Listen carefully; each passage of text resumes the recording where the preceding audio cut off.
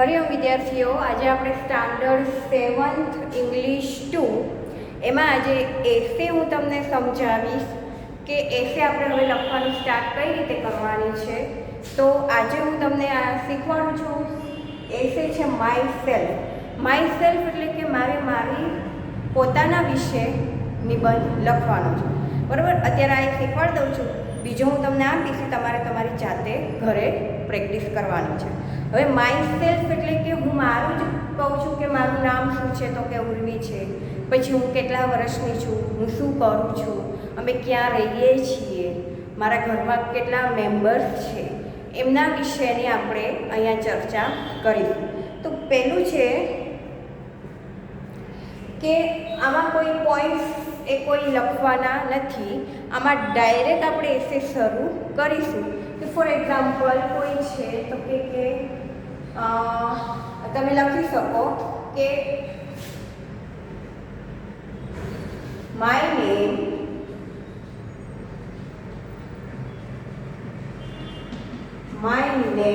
Is, મારું નામ શું છે તો કે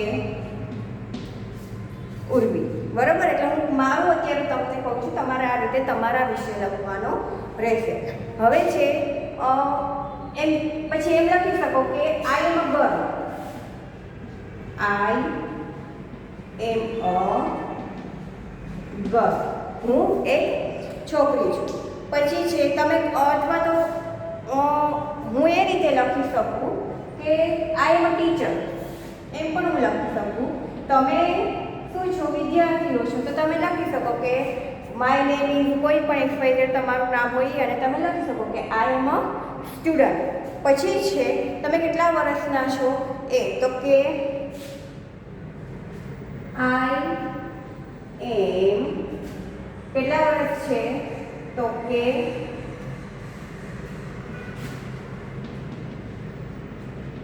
30 years old. જો મારું લખું છું સાથે તમે પણ 30 વર્ષ નહીં લખી નાખતા, તમે તમારે જેટલી ઉંમર હોય 10, 11, 12 એ લખજો.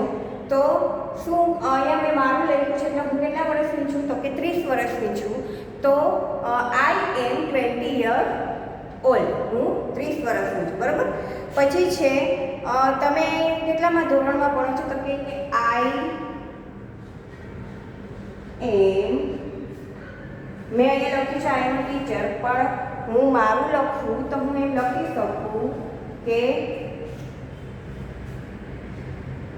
આઈ હેવ એજ્યુકેશન વિશે.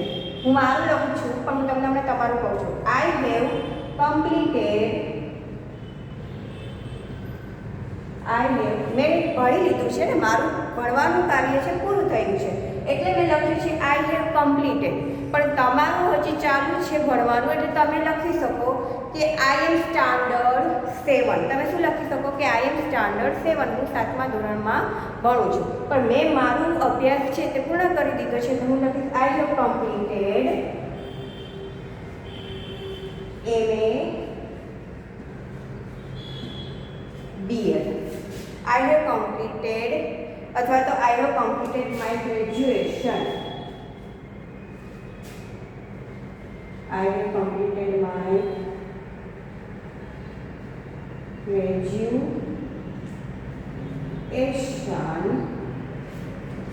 પછી લખી શકું કે I have also completed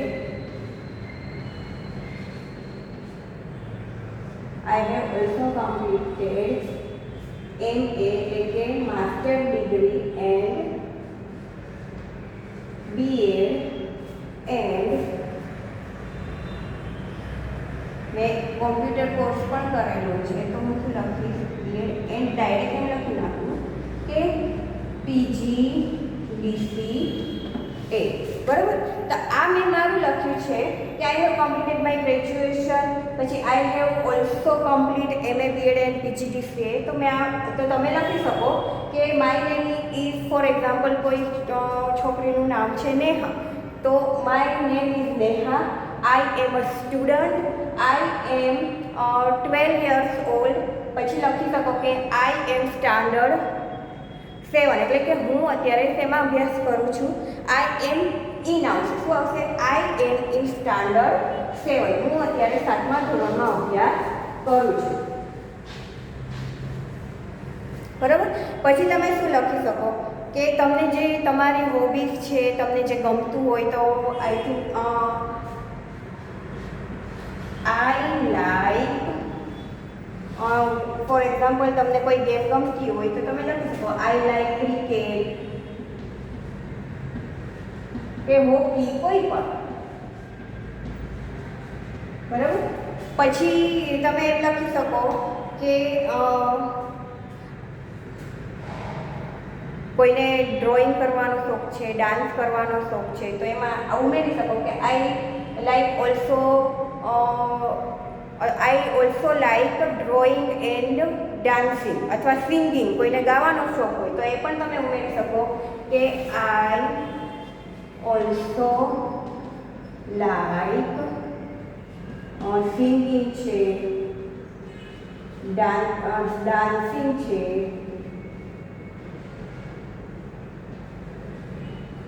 બરાબર. તો એ તમે આમાં ઉમેરી શકો. પછી છે, પછીનું શું આવશે?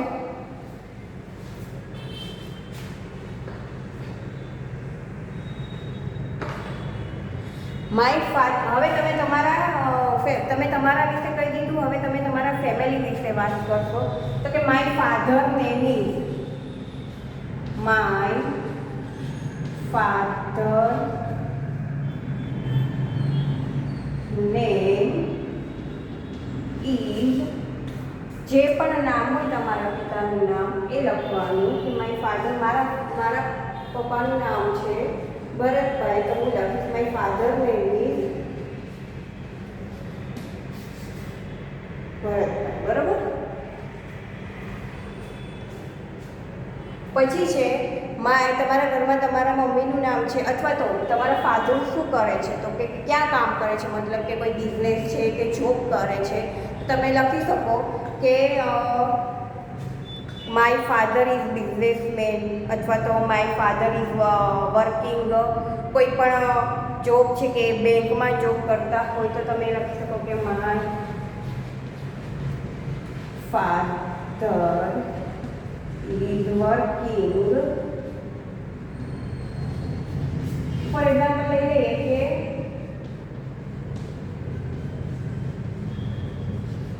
ચલો એસબીઆઈ બેંકમાં વર્ક કરે છે, અથવા તો એમ લખી શકો my father is working SBI bank four મેનેજરની પદવી ઉપર છે, તો મેનેજર લખી, અથવા તો આવી રીતે લખો તો પણ ચાલે. બરાબર. પછી છે માય મધર્સનું, તો માય મધર્સ છે તો એમના વિશે લખશું કે my mother's name is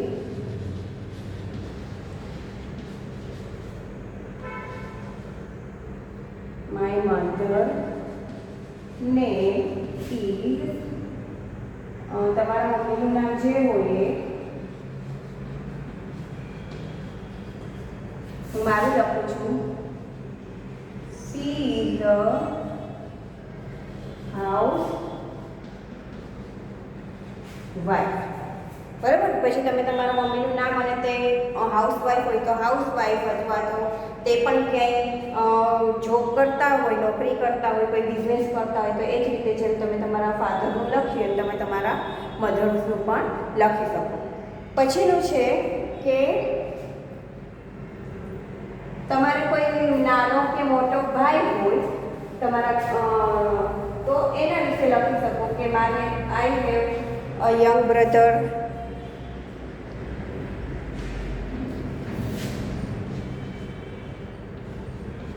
I have a young brother.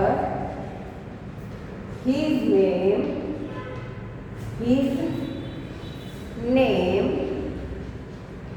is રવિ. હું મારું લખું છું. બરાબર છે. પછી છે કે પછી તમે કદાચ એમ કે તમારું ભાઈ જ્યાં સ્ટાન્ડર્ડ કોઈ પણ અભ્યાસ કરતો હોય તો એ લખી શકો, અથવા તો જોબ કરતો હોય મોટો ભાઈ હોય તો એ પણ તમે લખી શકો. અહીંયા લખ્યું છે યંગ બ્રધર, તો I have a young brother, his name is કોઈ પણ તમારા ભાઈનું નામ છે એ, અને હું લખી શકું કે હી ઇઝ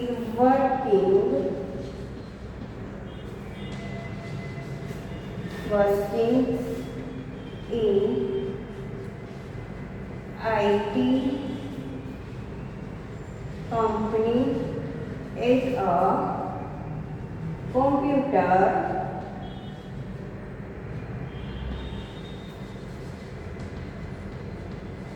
computer engineer. પછી આઈ લાસ્ટમાં લખી શકો કે આઈ લવ માય ફેમિલી. તો આ રીતે તમારે 8 થી 10 વાક્યમાં એસે લખવાનું છે. તમારે તમારી જાતે તમારું લખવાનું છે. મેં અહીંયા મારું પણ થોડુંક ઉમેરી દીધું, જોકે મોસ્ટલી મેં મારું જ બધું લખ્યું છે, પણ તમારે મારું નથી લખવાનું, પણ તમારે તમારું લખવાનું છે કે તમે કેટલા વર્ષના છો, તમે કયું સ્ટાન્ડર્ડ છો. તો આઈ એમ સ્ટાન્ડર્ડ 7, માય નેમ ઇઝ કોઈ પણ હોય, માય ફાધર નેમ ઇઝ એ શું વર્ક કરે છે, તમારા મધર છે તે ક્યાં કામ કરે છે, શું કરે છે, તમારે કેટલા ભાઈ છે. હા, 2 કે 3 ભાઈ હોય તો એમ લખી શકાય કે આઈ હેવ 2 બ્રધર્સ અથવા 2 સિસ્ટર. પછી તે ક્યાં કામ કરે છે એ લખી શકો. પછી લાસ્ટમાં લખી નાખવાનું આઈ લવ માય ફેમિલી. તો એ રીતે તમારે તમારી જાતે તમારે એસે લખવાનો છે. મેં તમને સમજાવ્યો એ જ રીતે એમાં બીજું કંઈ આપણે ઉમેરવું નથી. ખાલી 8 થી 10 લીટી થશે. મારા ખ્યાલ મુજબ 8 થી 10 લીટી તમારે તમારા બુકમાં થશે. તો તમારે એ પ્રમાણે, હા, પછી તમે એવું નથી કે કંઈ બીજું વધારાનું એક્સ્ટ્રા તમને કોઈ હોય તો એ પણ તમે લખી શકો છો.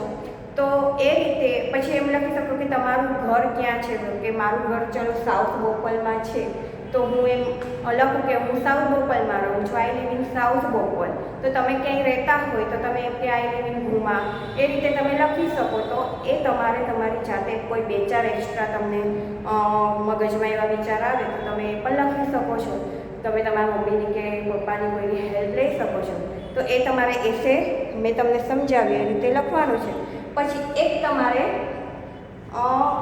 હવે લખવાનું આવશે બીજો એસે. હોમવર્કમાં આપું છું.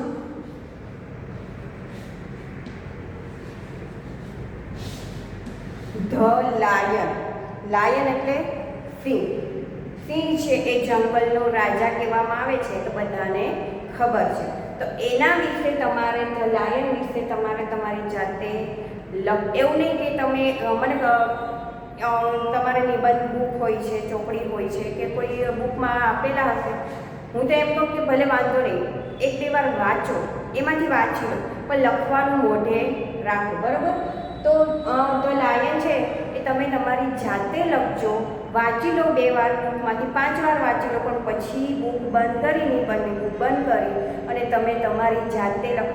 એમ જ સમજો કે અહીંયા તમારી એક્ઝામ છે. એક્ઝામમાં તમને કોઈ પણ એસે પૂછાય છે તો તમે બુક લઈને બેસો છો? તો કે ના, તમે તમારી જાતે જ લખો છો ને બધું. તો પછી તમે લખી શકો છો. હવે તો તમે ઘણા બધા આવી રીતે લાસ્ટ યર તમે બધા એસે લખ્યા હતા, સારા એસે લખ્યા હતા એક્ઝામમાં, તો તમે લખી શકો છો. તો 2 થી 5 વખત વાંચી લો અને પછી તમે તમારી જાતે એસે લખવાની કોશિશ કરજો. તો અહીં પહેલો આપણે જોયો માય સેલ્ફ, બીજો જોયો ધ લાયન, બરાબર. તો હવે અહીંયા એસે તમે લખીને લાવજો. હવે છે જનરલમાં આપણે થોડું જોઈ લઈએ, રિવિઝન કરી લઈએ. જનરલ ઇંગ્લિશ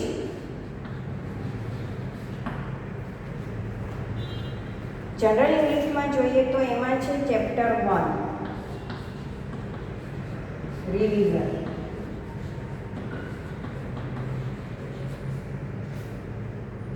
તો એમાં શું હતું? સાવ ઇઝી હતું કે સિંગ્યુલર અને પ્લુરલ જ છે. આઈની સાથે બહુવચન લાગે છે, વી, યુની સાથે યુ, હીની સાથે હી, શી અને ઇટની સાથે તે. હવે આઈની સાથે એમ, હું છું. વીની સાથે આર, અમે છીએ. પછી યુની સાથે આર, પણ એક વચનમાં આપણે શું બોલીએ? તું છે. બહુવચનમાં યુની સાથે આરમાં તમે છો. હી તે છે જે નર જાતિ માટે વપરાય છે. હી સાથે ટુ બીનું રૂપ લાગશે ઇઝ, હી ઇઝ તે છે, શી ઇઝ તેણી છે એટલે કે નારી જાતિ માટે, અને ઇટ ઇઝ એ છે નાન્યતર જાતિ માટે. તો એ ત્રણેયની સાથે બહુવચનમાં શું લાગશે? They are. બરાબર. હવે છે અહીંયા છે કે એમ સિંગ્યુલરમાં વપરાય છે, જ્યારે આર છે તે પ્લુરલમાં વપરાય છે. ઇઝ છે તો એની સાથે પણ આપણે આર લગાડીએ છીએ બહુવચનમાં. ધીસ છે તો એનું ધીસ લાગશે, ધીસની સાથે ધીસ લાગશે, ધેટની સાથે ધોસ લાગશે. તો અહીંયા છે કે આઈ એમ અ બોય. અહીંયા ફોર એક્ઝામ્પલ હું તમને આપું કે હું એમ લખું કે યુ આર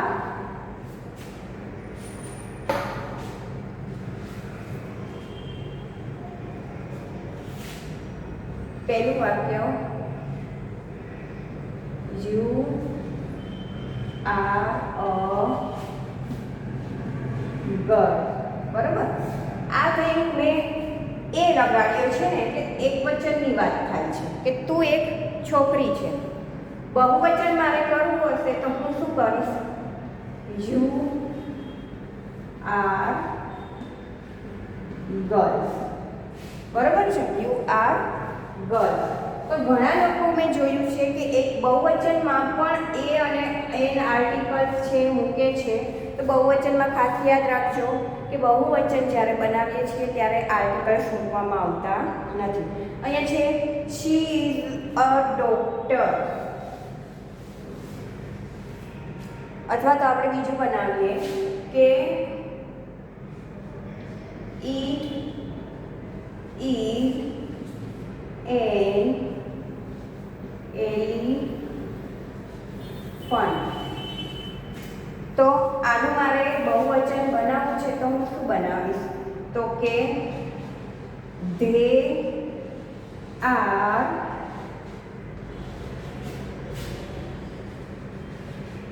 એલિફન્ટ્સ. બરાબર. તો આ રીતે આપણે એકવચન અને બહુવચન પણ શીખ્યા. તો તમે તમારી જાતે બીજા વાક્ય બનાવવાની કોશિશ કરજો. એવું નહીં કે આમાંથી જોઈને જ બનાવવા. પછી છે કે હી ઇઝ અ farmer.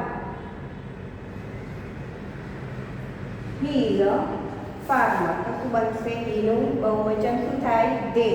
તેની સાથે શું લાગે? ટુ બી નું તો કે આર. they are farmers. પછી આના આપણે પ્રશ્ન વાક્ય બનાવવા હોય, આ વિધાન વાક્ય છે. પ્રશ્ન વાક્ય બનાવવા હોય તો ટુ બી નું ક્યાં લાગી જાય? આનું પ્રશ્ન વાક્ય બનાવો તો શું થઈ જાય? આ they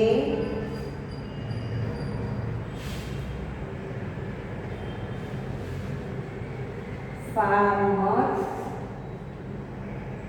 જો હું તમને વર્કશીટમાં ધ્યાન રાખજો કે આવી રીતે પણ પૂછી શકું છું કે ફોર એક્ઝામ્પલ આ જે મેં બનાવ્યું ને એ જ રીતે, અને આઈ થિંક પૂછેલું પણ છે મેં, પણ ઘણા લોકોએ બહુ મિસ્ટેક કરી હતી. મેં આ રીતે પૂછ્યું છે કે શી ઇઝ અ ડોક્ટર. આ થયું વિધાન વાક્ય. હવે આનું પ્રશ્ન વાક્ય બનાવો તો થશે ઇઝ શી ડોક્ટર. બરાબર. પછી આન્સર આપવાનો હતો યસ સી ઇઝ અને નો શી ઇઝન્ટ. આ રીતે મેં પૂછ્યું હતું પણ અમુક લોકોએ બહુ જ મિસ્ટેક કરી હતી. હવે હું એમ પણ પૂછી શકું છું, યાદ રાખજો કે સી ઇઝ અ ડોક્ટર, તો પેલા આનું બહુવચન બનાવો તો શું થશે? They are doctor. બરાબર. હવે એમ કહું કે આનું પ્રશ્ન વાક્ય બનાવો તો ધે આર ડોક્ટર. શું પ્રશ્ન વાક્ય શું થાય? તો કે આર ધે ડોક્ટર્સ. પછી લખવાનું યસ ધે આર, અને પછી નોમાં આન્સર આપો તો નો ધે આર. આ જે મેં બનાવ્યું તો એ તમે તમારી જાતે આ રીતે બનાવવાની કોશિશ કરજો કે પહેલાં તો વિધાન વાક્ય એકવચનમાં, એનું મેં પ્રશ્નાર્થ વાક્ય બનાવ્યું પણ એ થયું બહુવચનમાં, અને જે બહુવચન છે એનો મેં યસ અને નોમાં આન્સર પહેલાં વિધાન વાક્ય બનાવ્યું, વિધાન વાક્ય એકવચનમાં છે, વિધાન વાક્યનું મેં બનાવ્યું બહુવચન, પછી જે બહુવચન બનાવ્યું ધે આર ડોક્ટર્સ એનું મેં બનાવ્યું પ્રશ્ન વાક્ય, અને પ્રશ્ન વાક્ય બનાવ્યા પછી એનો મેં આન્સર યસ અને નોમાં આપ્યો. તો આ રીતે તમારે તમારી જાતે બીજા 5 વાક્યો બનાવવાના છે, અને સાથે હોમવર્કમાં મેં તમને આપેલો છે ધ લાયન વિશેનો એસે એ પણ લખવાનો છે, અને માય સેલ્ફ પણ જે શીખવાડ્યું છે એ પણ લખવાનો રહેશે. હવે પછીના નેક્સ્ટ પીરિયડમાં આપણે બીજો એક એસે ધ લાયન વિશે પણ થોડું ઘણું સમજાવીશ, અને બીજો એસે પણ આપણે લઈશું. હરિઓમ.